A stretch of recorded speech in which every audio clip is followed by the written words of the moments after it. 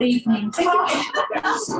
Thank you for your patience. Professor Megan Davis is held up in traffic, so we thought we would just kind of revamp a few things. And what we'll do is we'll start the event, we'll have Chelsea do a reading, and then hopefully we'll be able to welcome Professor Megan Davis to the stage. So firstly, my name is Fiona Stager. I co-own Avid Reader and Where the World Things Are, and on behalf of everybody here, I'd like to make you all very warmly welcome. I'm delighted and I feel very honoured that we're able to do this event with Chelsea Watego, celebrating the launch of her first book. I'm sure it's going to be the first of many books, Another Day in the Colony. Am I just dropping you? I'm done. I think there's more to come. And I'm also very honoured that Professor Megan Davis will be here shortly to do the official launching. So I'd like to begin by acknowledging the traditional owners, the Yagara and Turrbal, and pay all of our respects to elders past, present and emerging. This is the land where people have gathered, told stories, shared law for generation after generation after generation. And Avid Reader hopes to play a very small part in continuing that very wonderful tradition. And also a special welcome to all of our Zoom attendees. So please wave, everybody wave to the Zoom people. And they're coming in from all across Australia. So I'd like to acknowledge the traditional owners on where everybody is seated in the comfort of their own home. So just some quick housekeeping.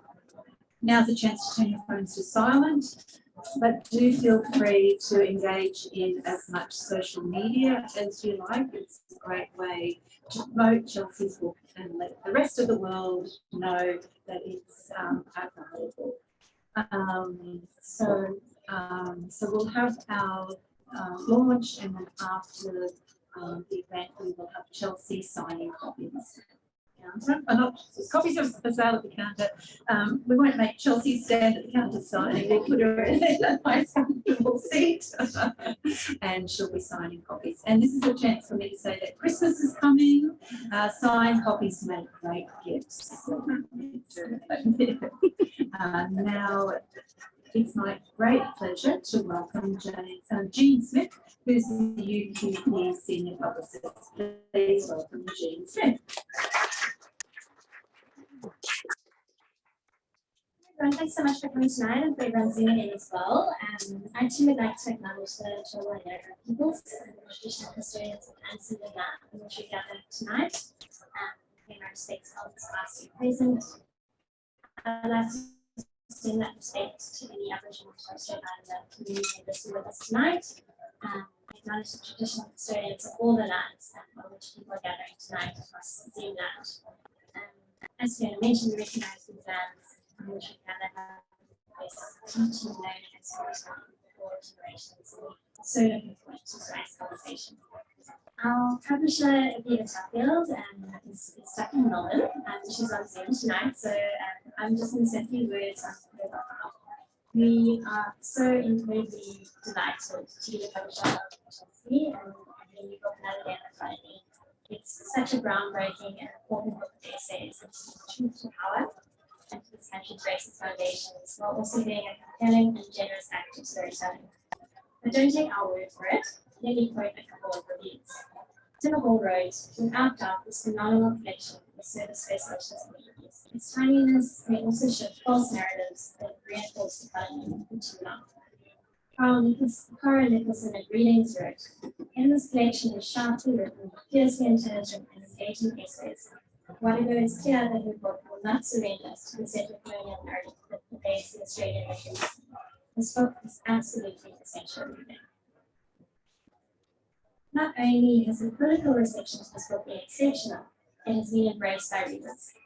The book sold out on publication, and UQP has hit the reprint button twice since then. And publication was the 2nd of November, so it's quite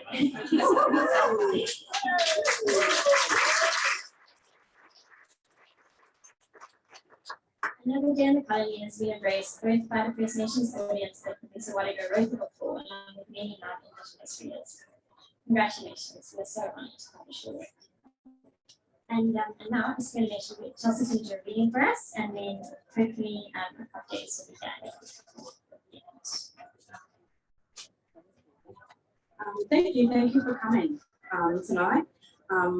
As a visitor to this place, I want to acknowledge the number of people and thank Abbott for having me here tonight, and to Jean and Viva who's online for walking this journey with me to get here. So Megan's in Queensland and suddenly working on Murray time, so I'm going to fill it for a little bit and watch the door. She's bringing a bottle of bubbles for us as well, so I'm also waiting for that. I'm going to do a reading, and I'm going to do a reading actually from the conclusion, which is kind of you're not supposed to do when you're trying to sell a book. But these essays work chronologically, but there's no surprise endings necessarily. But I just thought maybe the last part, or it's kind of not a full chapter, it's the final word on joy. And I wrote this last half chapter because I finished on Fuck Hope. And one of my colleagues, Dr. Rugby, said, you can't finish on that. You've got to give the reader something else just to sit with. I did give a Spotify playlist though, in my defense. So I just had a final reflection on joy, and it was just really just a thinking out loud very quickly about where I sat in terms of, yeah, it's all fucked, but there's a whole lot of joy in that realization of that. And you can have a whole lot of fun when you realise how fucked up it is. So I want to talk to you about joy and my final reflections on it. I've never been a fan of self-care, at least the one with the interest version of self-care, where bubble baths, yoga, hikes and massages are all claimed as acts of political warfare. Those words taken up by white women the world over actually come from the journal of a black lesbian mother, warrior, poet, the great Audre Lorde. At the time of writing that quote, she wasn't alone in the woods with her thoughts and nature. She was travelling the globe fighting injustice anywhere and everywhere, while also working out how best to fight the cancer that was killing her. Yes, at the same time. You see, self-care has been used to rationalise retreats to private, quiet places, to places of comfort and indulgence, away from and out of the struggle, all the while being framed as though it's some kind of emancipatory strategy. But self-care really is some self-serving shit. I've seen self-care used too often by those sitting on mountaintops lecturing those working tirelessly at the margins to quell their activism rather than care for their well-being. Because in all of their self-care, they have found too much comfort in the world they inhabit. So much so they forget there is a fight being had every day and everywhere in this place, which is being undertaken by those they're telling to take care of themselves. But this isn't a matter of caring for oneself or not. This is a matter of returning to the notion of selfhood that doesn't place itself above all else, but a notion of selfhood that is relational. When I speak of the black self as a black fella, I don't speak of it as a body divorced from other black people or places, even when they come from other Indigenous nations. Self-care in the most radical black fella sense is to love the black body, all of them, not just our own. I'm not talking about solidarity, but a relationality that extends to care. That's who has lived and lived in the acts of black fellas.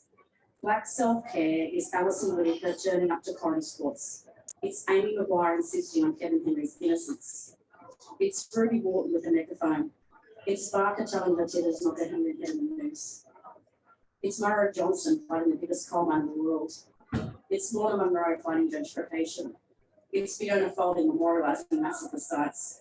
It's Glenda Stanley's voice echoing down city streets. It's Tony Amos Williams burning it down. It's CJ Vines, it's wild black women everywhere all the time. Those black women who refuse to accept that comfort that silence promises in the course of self-care and self-preservation. It is a black self-care that finds itself in solidarity with blackness above all else, which includes, while not centering, your damn self. Wembley Wichamara woman Palabala declares to be sovereign is, in fact, to act with love and resistance simultaneously. because there isn't a choice between care of the self and fighting on front lines for Black women in this place. To do so demands a disconnect, another form of dispossession from the Black bodies we birthed or were birthed from. To enact an existence that is always love and resistance demands of us a deliberate and conscious decision to find joy, not away from the fight, but in the fucking fight. I mean, if I'm always going to be in it, I may as well have fun doing it. This is what it means to care for oneself too. Bell Hooks, in conversation with Dr. Jackie Huggins, spoke of love, Black love, as a political force that can mediate some of the tensions that arise. It is Black love that spurs me to fight, but that also brings me joy in the midst of it all. I have had so much joy in battles, but particularly for the joy that it brings out of Blackfellas. I remember doing a debate at La Trobe University in 2019 on the topic, has racism in Australia entered the political mainstream? And what I loved was not so much giving it to my opponents, but watching the joy that it gave Blackfellas. Similarly, going on national television and giving it to the colonisers doesn't give me joy in itself, rather it's the mob's reaction to the spectacle role that nourishes me. I love the joy that fighting for Blackfellas brings to Blackfellas. I still remember early on when Angelina Hurley and I were doing Wild Black Woman. And one morning, having just finished the show, racing to my day job as an academic, Uncle Vern Hopkins rang me up. Now, he rarely calls me, so I knew I was in trouble. And sure enough, his boisterous, deep voice rang down the phone. Turns out our show had made him pull his car off the road and listen and laugh along, which had made him late. I remember the joy I felt after that phone call, even in having made him late. I remember the joy of sitting at our favourite Vietnamese restaurant in Anala, when my sister Eula Monklin regaled us with a retelling of the story of how she quit a job that she had laboured over for 8 years while never being permitted to advance. She quit in the most spectacularly Black fashion of all, unleashing all of the insults she could muster at all of those in management positions, who had at some point placed their heel upon her neck. I can't even quote there in the school. It was very Black. She had done things that many at the table would not have dared. Having been told that the selection panel would not waste their time in giving her the opportunity of an interview for promotion. The rage that came from being told that any time devoted to her would be wasted brought us all immense joy. She reenacted every line with a, and then I said, as we roared with laughter. There is so much joy to be found in turning over the tables that we can see that. And it is the place where Blackfellas really live right in its fullest sense. I remember the feeling of freedom that joy brought to the table in that moment. And I remember that our breathing was still laboured, but only because of the knee-slapping, hand-clapping screams and snorts of laughter. And yeah, Sis doesn't have a job, but she went in the next day and she got a reference. And she walked out with her dignity intact and her sovereignty unseated. There is so much joy to be found in these moments of radical Black self-care and love and insistence. And it doesn't come in the winning of the blue sky kind in their courts or on their terms, but an embodied sovereignty of Blackfellas as it's exercised every day in common. As Audre Lorde said, I work, I love, I rest, I see and learn, and I report. These are my givens, not sureties, but a firm belief that whether or not living them with joy prolongs my life, it certainly enables me to pursue the objectives of that life with a deeper and more effective clarity. Thank you.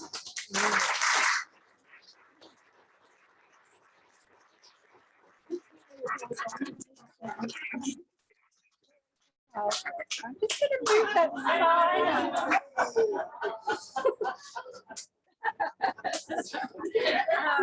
Thank you. That was incredibly powerful.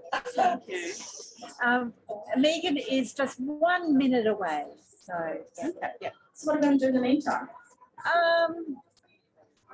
Look, I can't dance or I can't sing. So maybe there might be an initial question from the audience. Yeah, let's do it. Yeah. Because you know me and Megan will talk for ages. You know, we know it's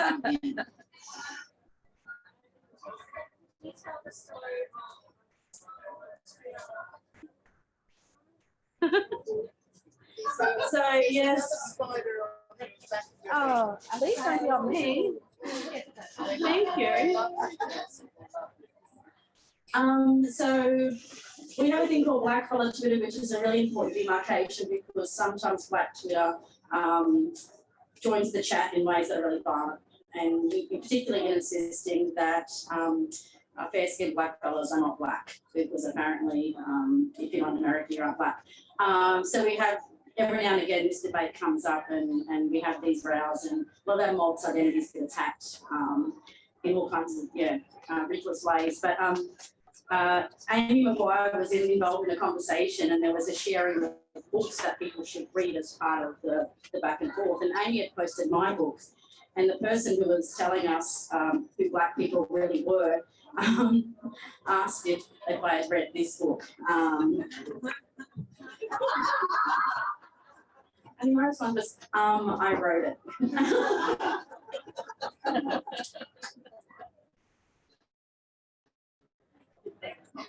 And so they had claimed, well, I did get blocked, I think. They had claimed, because I tend to do that to people.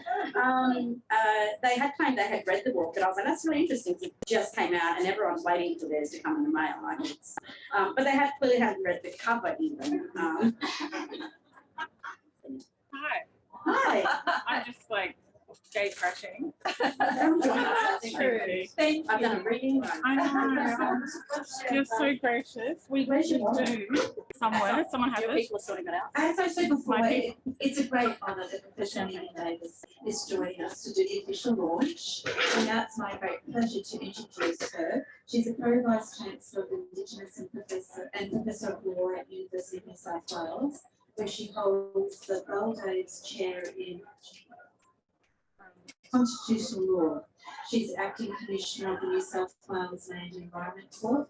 She was a member of the Referendum Council and the Experts Panel on the Recognition of Aboriginal and Torres Strait Islander peoples in the Constitution. She was an expert member of the United Nations Permanent Forum on Indigenous Issues and was recently appointed Chair of the United Nations Human Rights Council's Expert Mechanism on the Right of Indigenous Peoples. She's the co-chair of the Uluru Dialogue and the Sydney Peace Prize for 2021 for her work at the Uluru Statement of the Heart. She's also Commissioner of the Australian Rugby League Commission, and like any good Queenslander, she supports them with Queensland Cowboys and the Queensland Maroons. Please welcome Professor Megan Davis.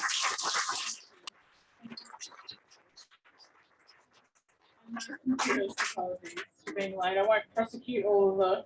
We ran you down while you let me know. My mum told me she runs Zoom. So. I know. So based on the last rugby league reference, we should really start by talking about that game at the Windy. Oh, yeah. It was at Dolby, but against. Was it at Dolby? Oh, it was against the Windy. Okay. I wasn't going to jump into this question, but I will because it's a nice segue to your introduction. Thank you very much. But one of the things that you wrote in the book was about the exhilarating times in which blackfellas win, and they're the most exciting times. And when I read that part of the book, well, actually, a few days ago, I was proofreading and preparing for our little session. You posted notes are scaring me. No, it's not. They're actually. I'll explain later. But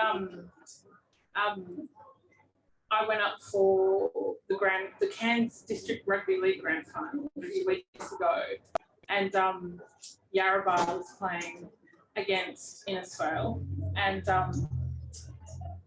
hope against hope.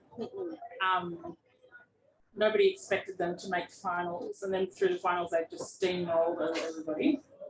And it is a community that really has struggled and put up with all of the things that you have ventilated in your book about protection and racism, and after the IAS, with Abbott still being this mission mentality, right? These people can't deliver their own services. They won once a couple of years ago when I first joined the commission, and it was just extraordinary, but they won again. And there was someone sitting near me who said, I'm leaving now because they're going to do a corroboree like they did last time. Yeah, there was spears and everything. And I'm just sitting there going... Imaginary spears or actual spears? Yeah, imaginary spears, right? Because there were no spears. Because we've seen the footage, there were no spears. It was joyous black celebration of the fact that they won, you know, one of the toughest rugby league competitions in the state, right? Queensland is the greatest state when it comes to rugby league and Yes, state of origin. Yes, And the professor said, yes. district rugby league comes, like, it's tough, it's far north Queensland, right? So Yarrabah wins a couple of months ago. Extraordinary scenes. And the first thing they do, they say, come down and do a presentation. The first thing they do is present a cultural gift to the people that run Cairns District Rugby League because of all sorts of reasons, including having to manage, you know, racism in comms, which rugby league doesn't shy away from. But the jubilation on the field, like reading that part of your book, when blackfellas win, because we don't always win. Can you talk to that a bit? I mean, you actually take us to that game, and I felt the excitement of and the exhilaration of that. Like, you know, how we cheer for the Windies instead of Australia and the cricket, and we cheer for the Māori and rugby instead of Australia. And growing up, a lot of Migloos don't understand that. I moved to Dalby after finished uni at 19, and I was on a World Health Scholarship.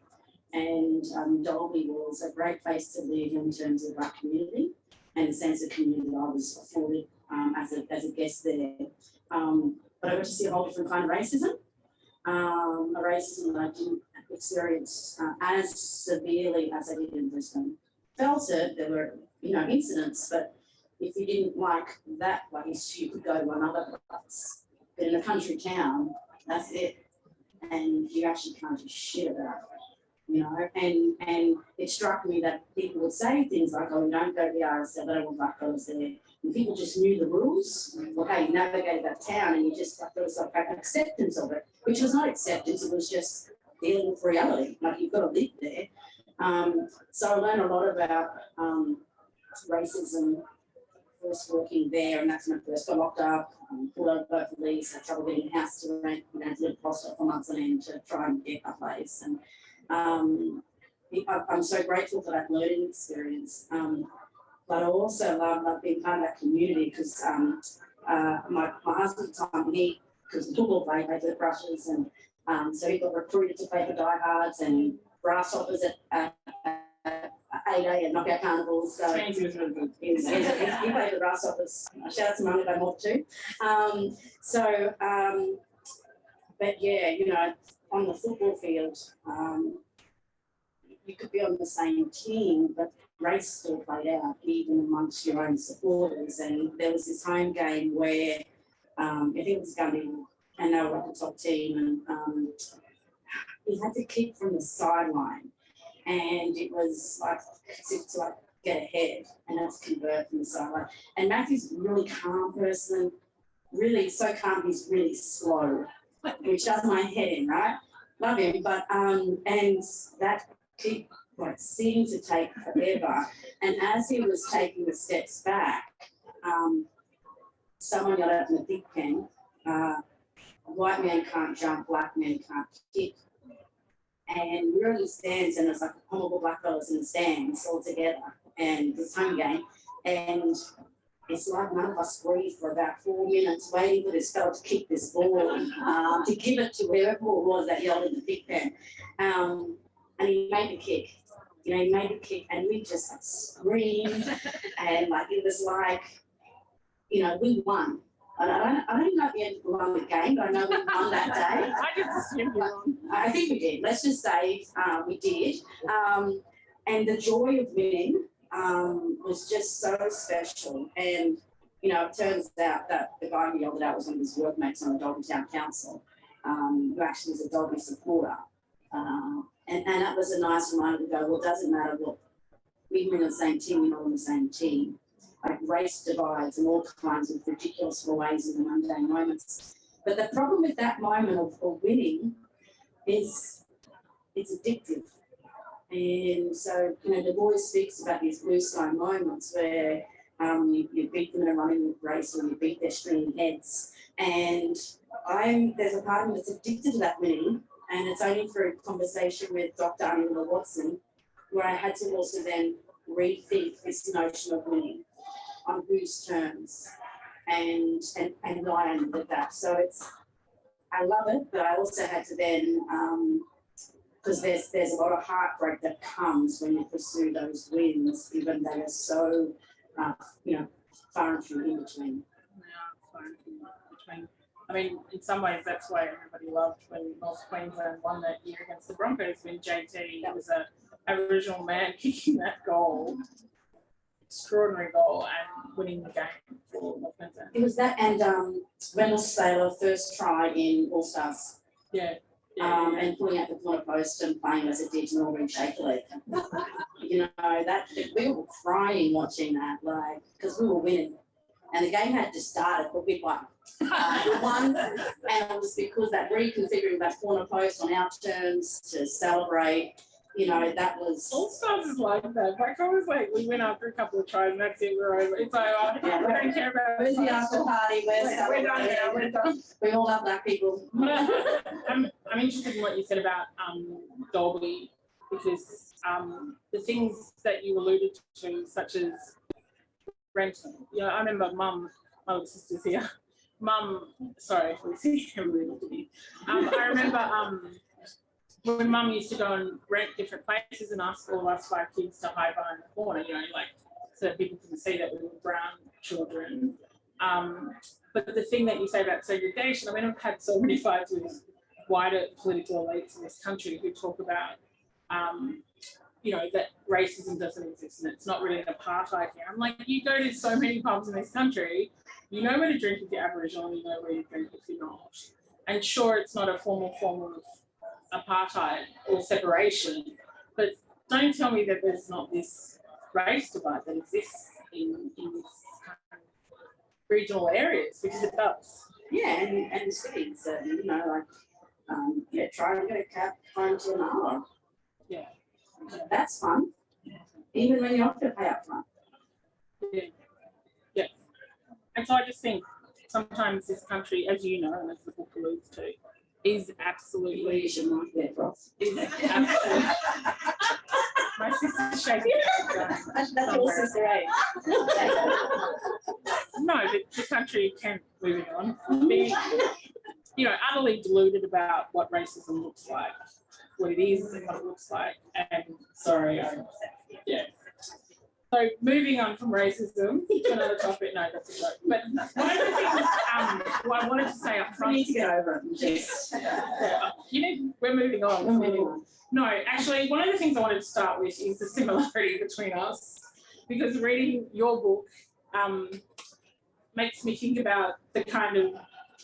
Someone said it to me when I was very early down in Sydney. So I grew up obviously in Eagleby and ended up in Sydney. And someone said, there's something about, all the young academics who grew up in the Joe era, Aboriginal academics who grew up in the Joe era.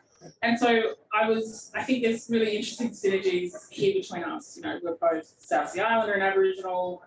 You're from Anala, I'm from Eagleby. I'm from Runcorn. I'm married in so she's actually on my train line, so she's actually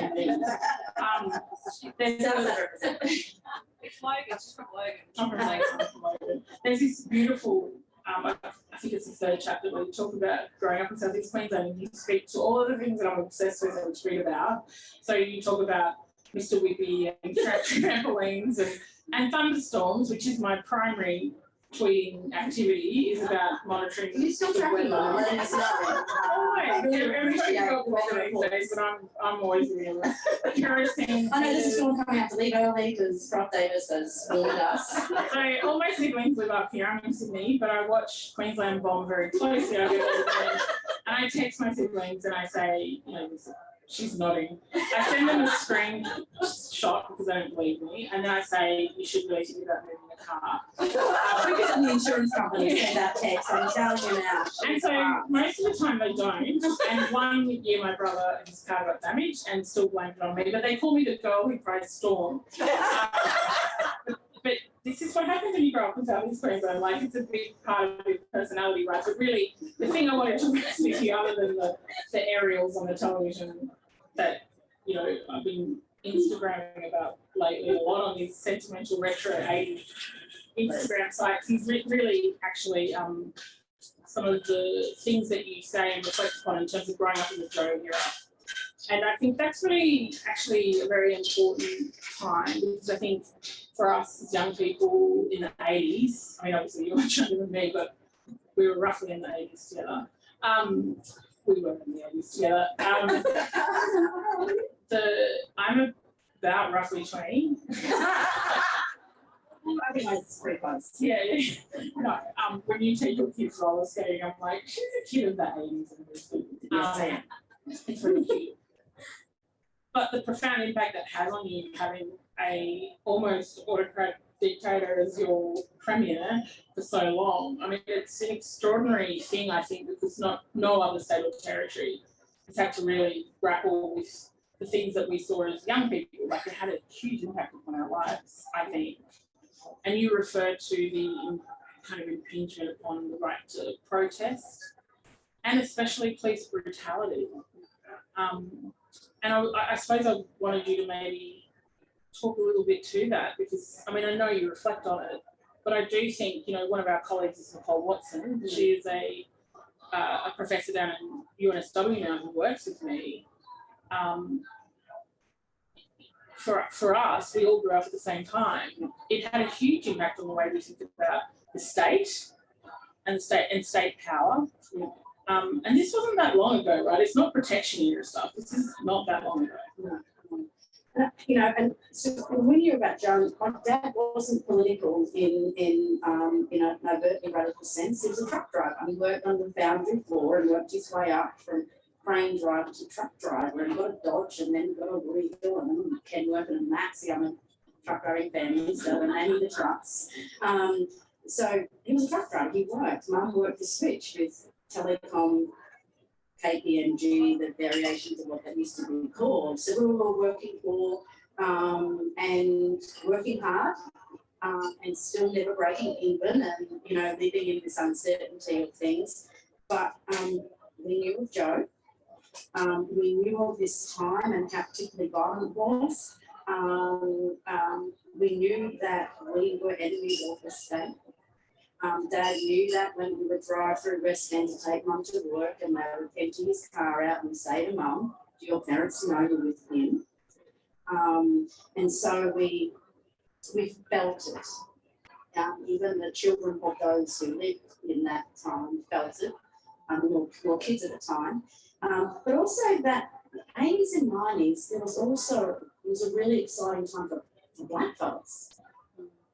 In amongst this, you know, like the other things that were happening as I was entering teenage years and university is, you know, you've got like Yossi Yindi singing Treaty on Rage on a Saturday morning, Kathy Freeman carrying the flag for the first time, ADSIC, and this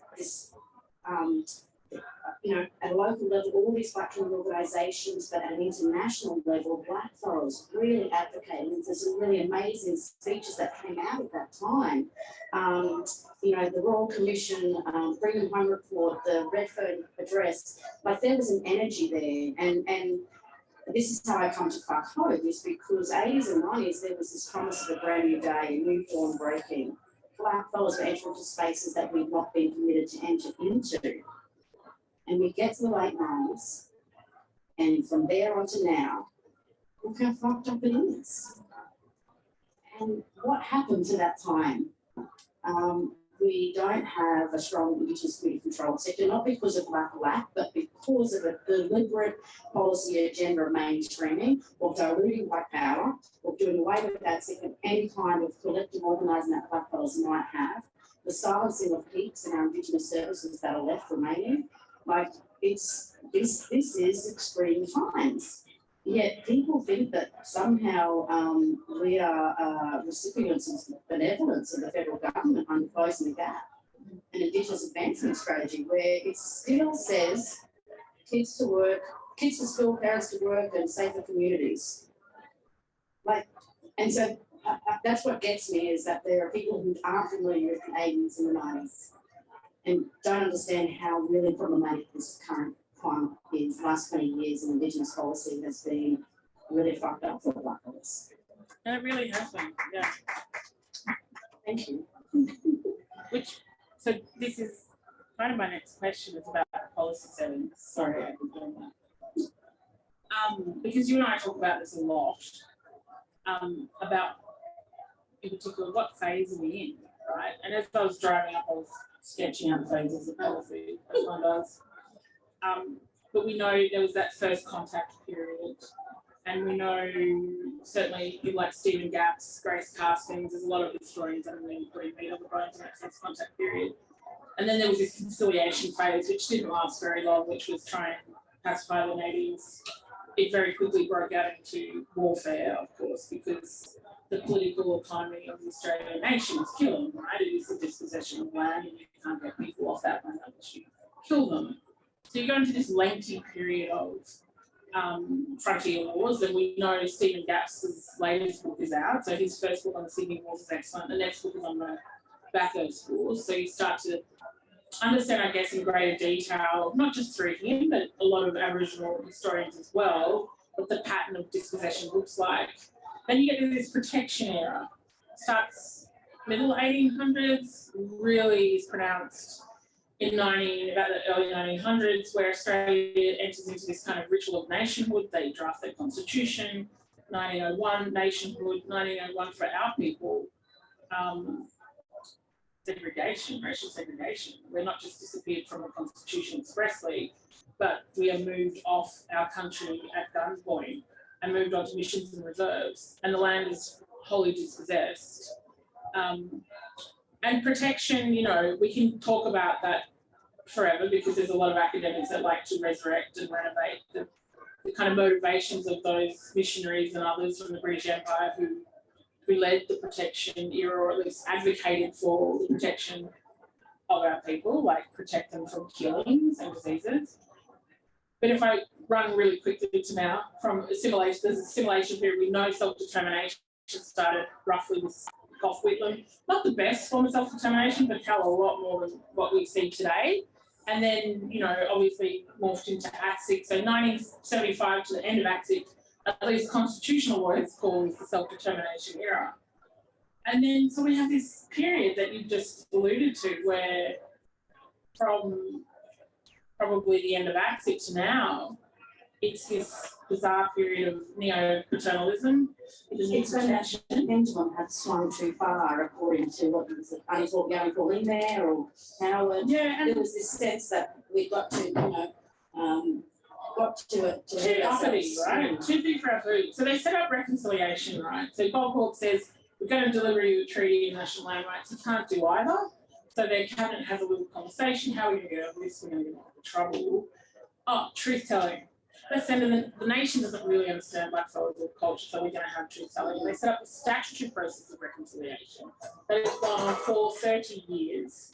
This is the 30th year of reconciliation. And what we saw was 10 years of the Council for Aboriginal Reconciliation, the statutory form. They ended 2000, and John Howard says, nah, don't want a bar of it. We can't forget that reconciliation convention, that final one, yeah, where he, the back turning to him. It's a standing on the piece of footage for a Prime Minister to react in that way. And he effectively said, nah, reconciliation, there's practical and symbolic. So all of the truth and justice stuff, so the history, and then what does repair look like? Like, what do? You've dispossessed people. What does reparations look like? What does repair look like? He puts that into the symbolic basket, and he says, practical reconciliation is where it's at, and we're going to pursue what you said, children to school, adults to work, and he marches down this path of practical reconciliation, and Reconciliation Australia followed him. And Truth and Justice is laid dormant for 20 years, but Reconciliation Australia followed him, and that's what reconciliation action plans are. Yeah, it's about citizenship rights. It's about the things that you're entitled to by being a citizen. That's why I forget to find a rap that has the word race, racism or sovereignty in it. None of Or them. even any kind of strategy around traditional owners in which those institutions are given. And that's it, right? So we have this incredible piece of work by a Harvard sociologist who studied Australia's reconciliation process and said it's kind of the weirdest in the world. It's the only process that doesn't talk about truth and justice. Doesn't talk about the truth and history. Surprise. Doesn't talk about repair. And so, you know, 30 years later, and I mean, I know there's a lot of contestation in the community about the Uluru Statement, but when we ran Uluru Dialogues, the majority of the mob disliked reconciliation. And they disliked Reconciliation Australia, and they said that word is wrong and it doesn't apply to our situation. They have not met us yet. Yeah. They have not met us yet. And there was this huge, I mean, I knew the community weren't fans of reconciliation, but to hear that, and they said this Uluru process is a correcting of what has gone on for 30 years, which is a disavowal of what our people are saying repair looks like to us. They ignored the repair component of Mabo. You know, they've ignored the repair component of the Council for Aboriginal Reconciliation. All they do is ignore the justice element. And when they passed the Council for Aboriginal Reconciliation legislation, it had injustice in it, and they deleted it, right? It was taken out.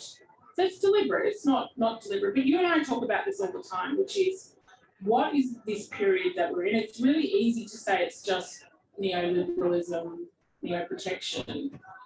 But I think reconciliation is a big part of that.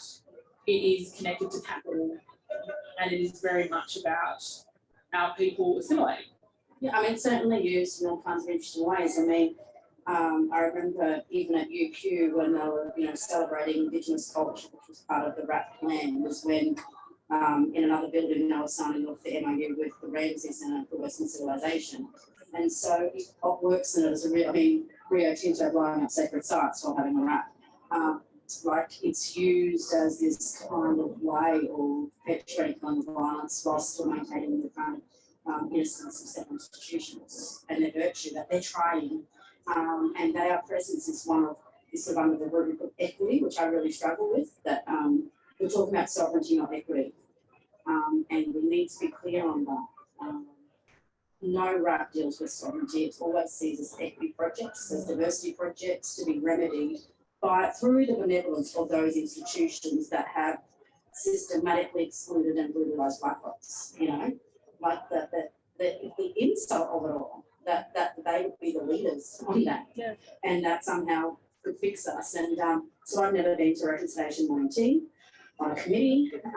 Sorry about it, because it's a lot of shit. And we need to be honest about that. Yes, it could put in place some leaders and institutions to do some stuff.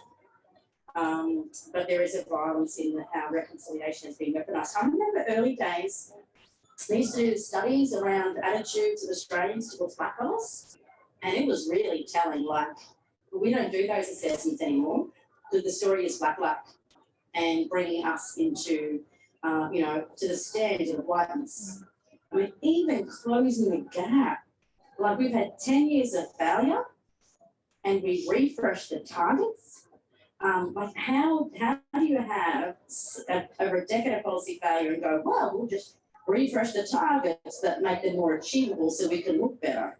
Like, and the absence of critique around the refresh, the fact that our peaks signed up to this, like this is a really troubling time right now.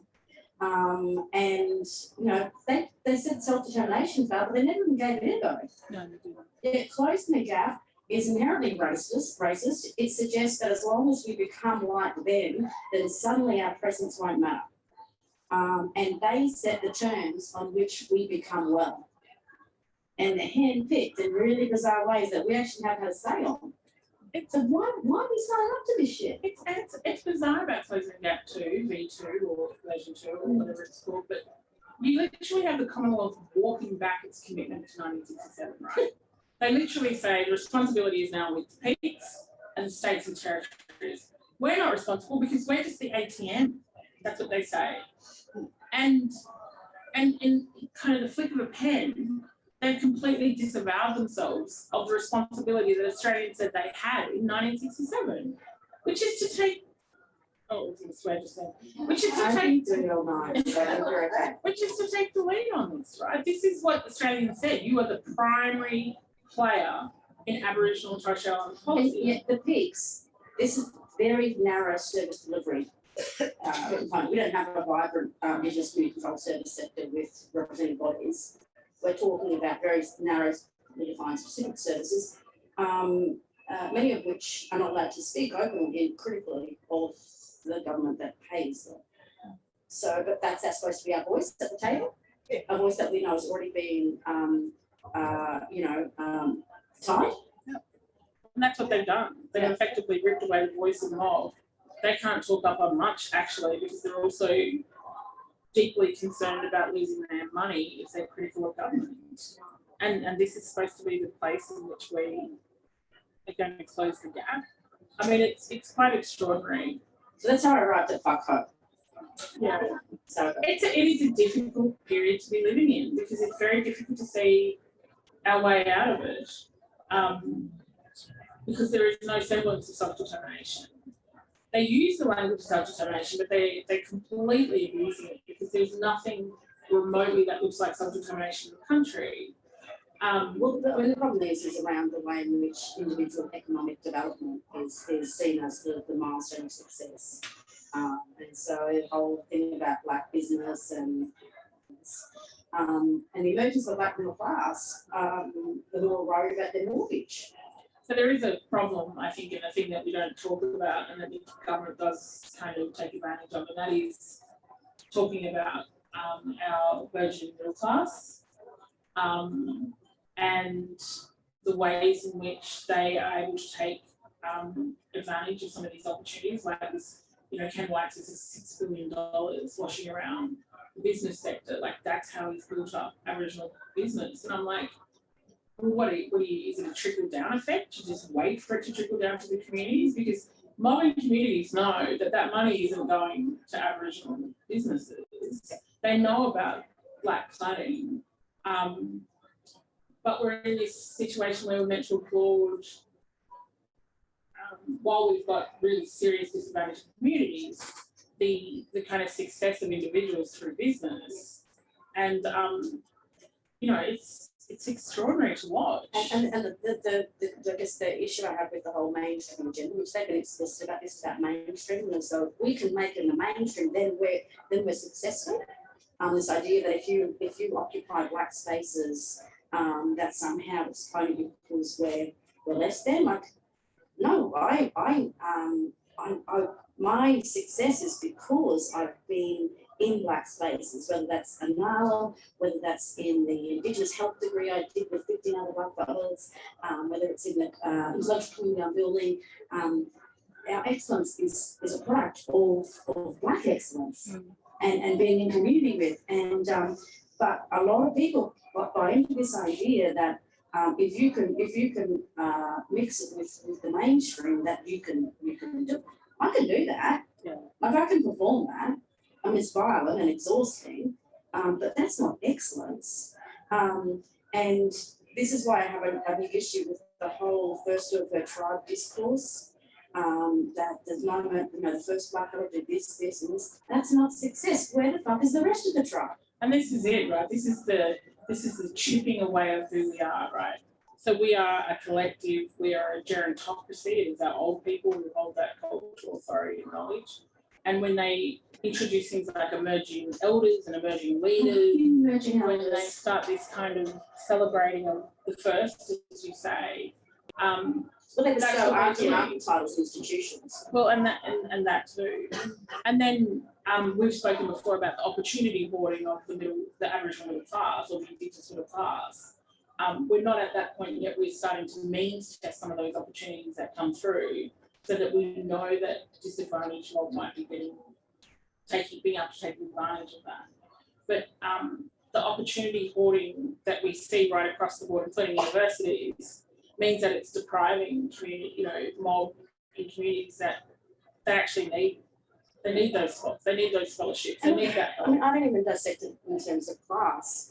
What I see in university and other institutions is the increasing number of Indigenous peoples being counted is not because more Indigenous people are being given opportunities. It's because they're extending the definition of what it is to be Indigenous. And hence chapter 5 to speak of this is that they're just counting more of the settlers as Indigenous. And modern communities aren't getting access to those opportunities. Yes, you can dissect it by class, but it's not that primarily. It is the ancestry Aborigine, and because settlers want, I think like Philip Gloria Jr. this Indigenousness without Indigenous peoples. So it's a successorising. It's like the mural on the toilet block. It's the flags out the front without changing any of the ways in which business happens. So it's all just surface stuff. And you know, in any institution I've worked in, black fellows who are ontologically black, they don't stay long. They move. They're the ones that are heartbroken. They're the ones that are pathologized as being too black as a problem. And the ones that get to occupy senior positions are the ones that don't know even where they come from, who they've just found out. And there is a function here at play. And so they can count all these ones. I still remember I was at a faculty meeting at one university, and we had it was a faculty that had the most Indigenous students, undergrad students, but no Indigenous staff in the faculty. And I had to, when you're at the Indigenous academic and the Indigenous unit, you have to do all this stuff across the university, service role that we do. And so I said, well, how is this working? Like, we're bringing in some money here, well, why don't we have staff there? And they said, well, we do have our senior person in our school that they're Indigenous, but they don't identify as such. And I'm like, well, you can't count them. And the look on their face. And so this counting around recruitment, retention, this measure of success by the numbers of blacks that are suddenly attached to institutions, it's just a matter of maths. There's nothing emancipatory about that. And institutions are trying desperately to give the appearance that they are doing stuff without changing a thing. The fact that I don't see kids from Manala coming to university, yet in my day job have to deal with people who have no cousins, who don't know where they come from, but insist that they're Indigenous. I see the difference. And there are those that are getting the benefits and those that are not, who are locked out. No, it's Not that people can't be in their identity journeys, but there is a pattern here in every single institution, this inclusion of Indigenous ancestry as a way which is institutions show their success. Yeah. And it's keeping them all out. And I mean, I often reflect on that sometimes too, when I was learning to some of Black Twitter about some of the things I see you would never say in the ATSIC era, right? Because mob know how to fight mob, you know. And sometimes I think there's this kind of referencing of the ancestors as a way of avoiding actually pinpointing who in your community knows who you are, right? You can Where's talk your all this cousins? flowery stuff about the ancestors, but who are your people? Yeah. And that goes on a lot. And I think that kind of manifests, that issue manifests in that, I think. But I wanted to ask a little bit more about Close the Gap, because, you know, it's quite extraordinary to see, you know, some of the kind of Canadian writing and other international writing around, you know, things to do with, and you've written on this, the co-opting of the state in terms of Aboriginal trauma and then the language of healing. And you can see it becoming really more prevalent in terms of truth telling, right? This kind of, no, you don't need structural reform. You don't need any political power. You just, let's talk about the truth, and we'll set, you know, for 10 years and we'll make you tell your story like we did back in the 90s. Yeah. But can you talk a little bit about that? Because I'm not sure it's really well understood about the way in which the state is co-opting that and depoliticising the struggle at the same time. Yeah, well, I mean, I really struggle with the whole truth-telling exercise and whose interests it serves. This idea that we parade our wounds and our bruises, and that I don't want sympathy. And I think Black fellas we have laid bare our wounds so many times. I just think about every coronial inquest, we have Black families on the steps of the courthouses where there's been a thorough investigation, where there have been systemic failures, where there has been injustice, and a coroner determines nil recommendations. And it's only Black media covering these stories. So we've been telling the truth for a long time. We're telling it every day, all the time. Where are the people who are supposed to be listening, doing something about it? But when we see these these structured approaches to truth telling, what it does is then it reinforces these racialized logics of pathologizing the black body, and then the likely conclusion is we need to be remedied from our trauma, and it's intergenerational. Not looking at structural violence and how the state continues to be a perpetrator of such violence and how do we hold them accountable. The gaze is always on the black body and how to remedy it. I didn't grow up in a house. I started when I was 17 and doing an Indigenous health degree, and I was surprised because I didn't realise I was sick. And so I got all the stats. This is the 90s, right? And you get all the textbooks and stats about, and it was all white people writing about Indigenous health at this time for the most part, apart from the 1989 National Health Strategy and John Newfound's thought, which it framed how I could read the text about us. Because he was very clear on what the cause of Indigenous ill health was. And but I didn't know we were sick. And because we were good at sport, we were smart, we were told stories about Midora and how she was brutalised, but she lived to be over 100. Never had a birth certificate, but we're pretty sure she lived to be over 100. So we grew up with these stories of black superheroes. So I didn't know we were such a sick, miserable people. And I was really surprised. And because I studied with mostly black fellas, when we encountered these stories, these texts, these statistical portraits, we're up saying, well, hang on a minute, what about this? And to constantly question the story that has been told about us. And so I feel very privileged to have done a very small Indigenous only degree program, which I was qualified for nothing at the end of it. But able to roll people because I was trained in an environment, and you have the same in terms of your ASIC days, of being trained in that environment where you know that when you're listening to that, don't even entertain that nonsense, you call it out. And so I'm a beneficiary of some of those fierce black thinkers who would just refuse to acquiesce to a lecturer. I had Joe Kilroy in my class, we had senior people who were just like, that's a load of shit, and it was so much fun. And I see now a lot of our kids coming from university, whether the one black fella in the lecture theatre, so it's not as easy to say, no, that's wrong. And that's why mainstream is so violent, because it dilutes our power, our ability to fight. And it's a strategy that they have always used, dispersing the natives. And in this time, they are doing it so successfully. And that's why we, I talk about the importance of building our communities and seeing the Indigenous spaces that we create, not as the substandard space that you go to because you can't make mainstream. No, this is the place of innovation, of excellence, and where you've got to have the skills to deliver, because you can't hide, you've got to turn up.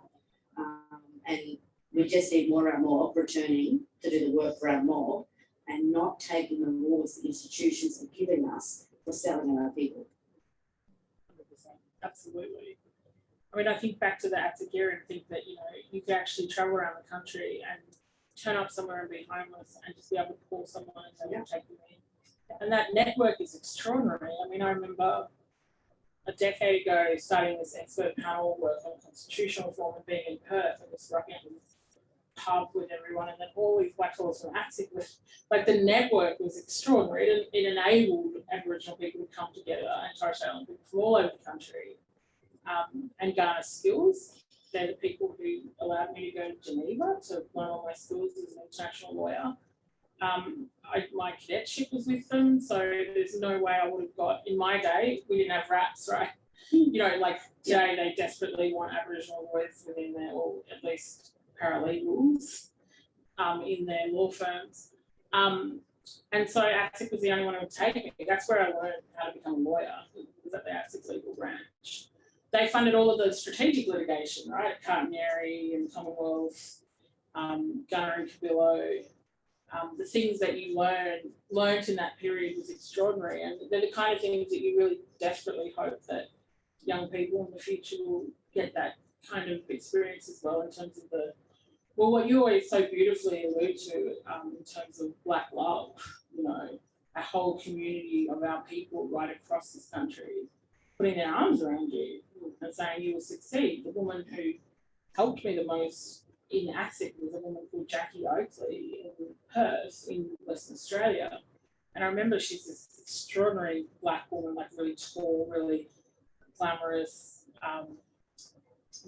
Aboriginal glamorous, like beautiful, not like Kim Kardashian. So we won't get into that. But and she used to take me to lunch to talk to me about, just talking to me, you'll be okay, like this is what you should do. She had these glamorous acrylic nails. I remember thinking, oh, she's so glamorous, how does she afford these? And so Jackie Oakley was the first person who said, look, this girl has done a fellowship with the UN. She's going to go and give the legal advice for, I would never have had the opportunities that I've had in life if it wasn't for ASIC. And that is kind of, as I always say, the beauty of our people talking together collectively. It makes magic. And you lament that we're in an era now where we are kind of singling out individuals, procurement, Indigenous procurement, entrepreneurialism, business policies. They're saying that our attachment to the market is the thing that's going to liberate our people, when we know that the strength comes with us being together, right? So, being together. And so I suppose it'd be nice, I know you guys probably want to move to questions, but it would be nice to have where do you think we are headed in terms of, I think you're in a fuck hope stage. Yes. But I also know from reading that you're also, like all smart people are, a flexible thinker. It may be in the future that, things may get better, right? I'm not asking you to hope that they will get better. What I'm saying is, what do you think is coming? Where are we going? Because Auntie Pat Anderson, he said to say hello. She's very excited that we're in conversation. She says, last throw of the dice, guys. She's really worried about the forces of assimilation, the ways in which our culture is heading. The goal of the Settler Colony Project is that we forget that we're ever Indigenous in the first place. And they're recruiting Indigenous people to institutions and positions of power who don't know where they come from. And that's where we talk about, the violence and the violent function of the ambiguously Indigenous. It's not like a violence. It's because it's serving the Settler Colony Project. It's not because they're better than us and we're jealous of them. It's because it's doing harm. And if you don't know who you are, where you come from, then you have no right to take a leadership position on Indigenous issues. We're relational. And you just need to go find out who you are, where you come from, and then your community will push you forward to do that. So I am concerned because, the settler colonial state, the settlers don't leave, they stay. And it's our responsibility to remember who we are, where we come from, and operate accordingly. And given how hopeless this all is, I now invest my labour in building up black fellas and black enclaves in all kinds of ways, whether it's building an Awangara as a community development organisation that employs local people and delivers services on our terms, whether it's building up the Institute for Race Research and building intellectual army to do the work that informs the legal and political responses to things that are happening in space right now, whether it's building an intellectual community in a whole new field of research around Indigenous health humanities to build that community to also then grow. So for me, I'm not seeking to advance in one institutions. I'm seeking to build black spaces that do the work that needs to be done on our terms. And it's really exciting work. It's challenging because there are more that believe the lies of the institutions and will be drawn to the rewards and not want to do the work and not want to have the learning experiences that make us stronger, those hits, those challenges. And so for me, it's trying to find people who are ready for that and ready to do that work. And, we all do that in our daily life. Who are we bringing with us? Because it can't be about one person doing one thing. We need our community. And so for me, it's about building community. Whatever they do doesn't matter. What matters is what we do. And I remember reading, I got an article recently about, I forget the historian, but he wrote about the Bunya Festival. Yeah. And how after the Bunya Festival, all these raids would happen in southeast Queensland, and the way in which blackfellas across southeast Queensland organised and strategised their response to this place, and how successful those fights were.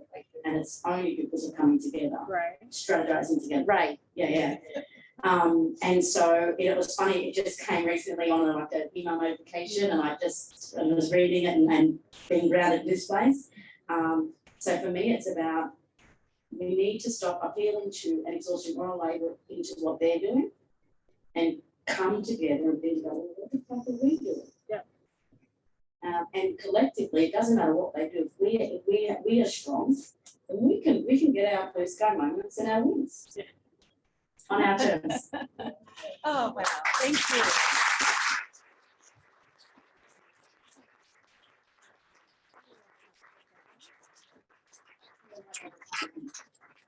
We've probably got time for one question. There's no pressure, make it work. We have one question, because we did have a few questions beforehand. I think what we might do is kind of head to the signing table, and people can maybe have a chat with Chelsea then. But before then, I would really like you all to join me in thanking Professor Megan Davis for a very wonderful conversation. I'd like to thank Professor Chelsea Watego for writing this very important book, and for UQB for publishing it. So please join me in thanking her.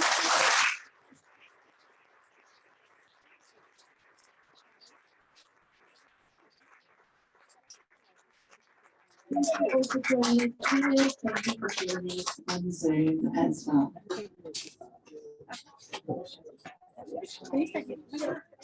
Yeah.